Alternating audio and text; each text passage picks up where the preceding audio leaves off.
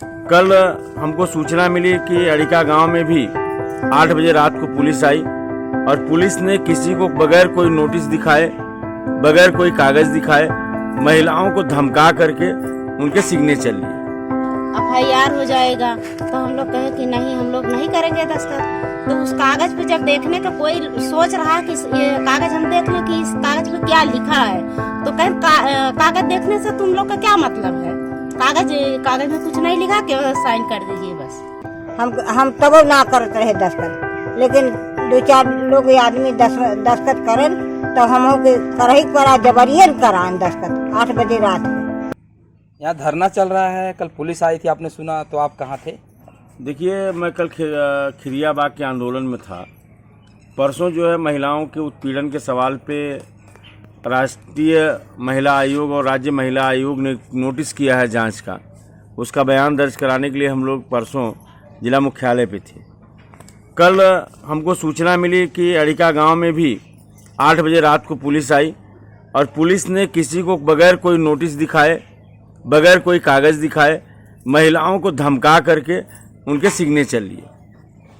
इसमें 2 बात हो सकती है। एक बात तो ये है कि या तो ये चुपचाप तरीके से किसानों मजदूरों की ज़मीन लेने की सहमति जुटा रहे हैं, या महिलाओं को जो आंदोलनकारी लोग हैं उनको फंसाने का योजना बना रहे हैं कि इनके खिलाफ जो है कोई मुकदमा दर्ज किया जाए और इनको जो है फर्जी मुकदमे में फंसाया जाए। अभी 7 मई को हमारे खिलाफ इसी तरह एक मुकदमा दर्ज किया गया, जिस दिन मैं बनारस में था, और यहाँ का थाना अध्यक्ष जो है हमारे खिलाफ एक मुकदमा दर्ज करता है। कौन कौन सी धारा हैं? उसमें है धारा 188 और 353 है। ये कहते हैं कि हमने धारा 144 का उल्लंघन किया और हमने जो है सरकारी काम में बाधा पहुंचाया।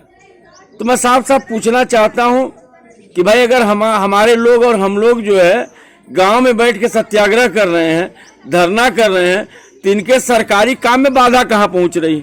इसका मतलब ये है कि ये जमीन किसानों और मजदूरों की लेना चाहते हैं और जमीन लेने में बाधा पहुंच रही है इनको, इसलिए कह रहे हैं कि सरकारी काम में बाधा पहुंचा रहे हैं। इसके पहले भी मैंने कहा, शासन के लोगों से भी कहा कि भाई, अगर आप हमारी जमीन को लेने का विरोध करना जो है सरकारी काम में बाधा मानते हो, तो वीरेंद्र यादव लगातार ऐसे बाधा उत्पन्न करेंगे।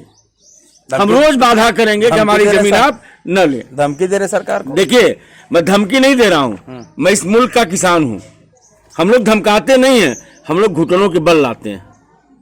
और ये जो जिस तरह से किसानों के साथ ये कर रहे हैं, जिस तरह से महिलाओं को धमका रहे हैं, मैं जो कल SI आए थे उनके खिलाफ मैं मानवाधिकार आयोग, राज्य महिला आयोग, राष्ट्रीय महिला आयोग और तमाम ऐसे संस्थाओं में जो है इनके खिलाफ प्रार्थना पत्र दूंगा कि जो इन्होंने कार्रवाई की है और इस कार्रवाई के खिलाफ जो है उनके खिलाफ कानूनी कार्रवाई। कल कैसे पुलिस आ रही तुम्हारे घर पे यहाँ गांव में? ये गांव में पुलिस आ रहे हैं ना 8 बजे रात के, कहन की दस्तखत करे माता जी। तो हम कहे भैया केथुआ दस्तखत करी, लड़ाई करे है, कत्ल चोरी डाका करे है, केथुआ दस्तखत करी। कहते हैं कि अरे दस्तखत करे नहीं तो ये काम बुरा हो जाई। हम कहे कौन काम बुरा हो जाई भैया? अपने जमीनी खातिर धरना करत रहे और कौन काम करे है, कौन काम बुरा हो जाई? हम दस्तखत ना करत, कहे ना दस्तखत करा और नहीं तो फिर थाने पे तो आवे पड़ी। हम तब ना करते रहे दस्तखत, लेकिन 2-4 लोग आदमी दस्तखत करें तो हम करही पड़ा जबरियन करान दस्तखत 8 बजे रात के। उनके साथ में महिला पुलिस रही? नहीं, महिला पुलिस ना रहे। कागज पे क्या लिखा रहा? कागज देखेबे ना करें तो कागज पे अंधेरे रात में कागज कहाँ हमारे लोग देखित कि कागज दिखाएं कि उमर कुछ लिखा रहा, कुछ ना मालूम रहा, कुछ बताइबे ना करें, कागज देखेबे न करें। कल पुलिस कैसी आई थी यहाँ पर आपके घर गाँव में? एक दरोगा थे, एक सिपाही थे, तो कह रहे थे कि यहाँ दस्तखत कर दीजिए।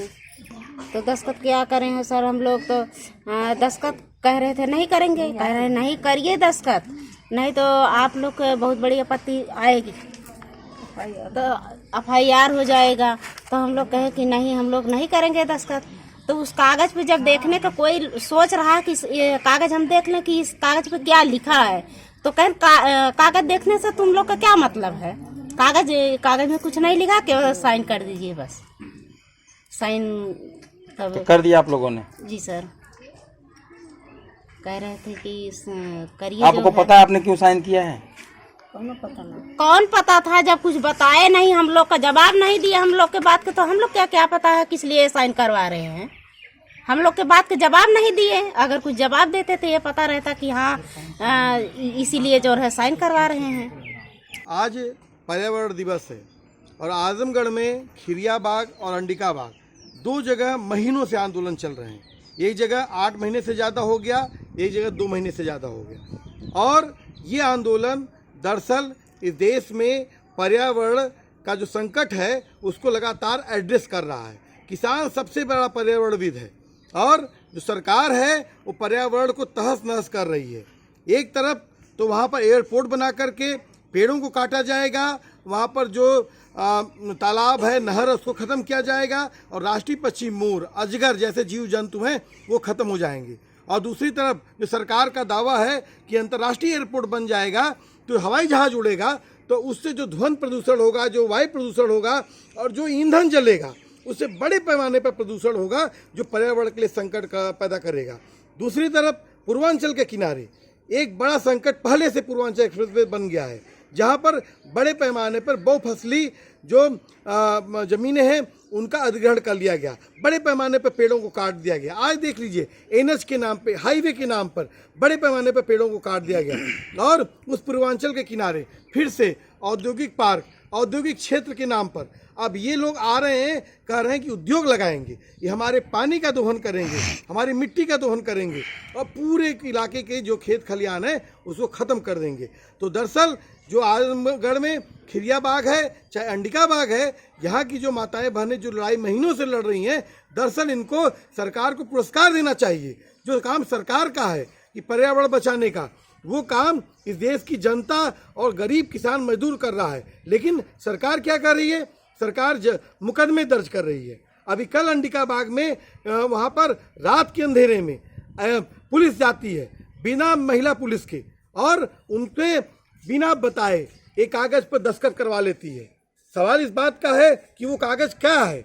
इसी तरह से खिरिया बाग में बिना बताए सहमत पत्र बना करके दस्तखत करवाए जा रहे थे।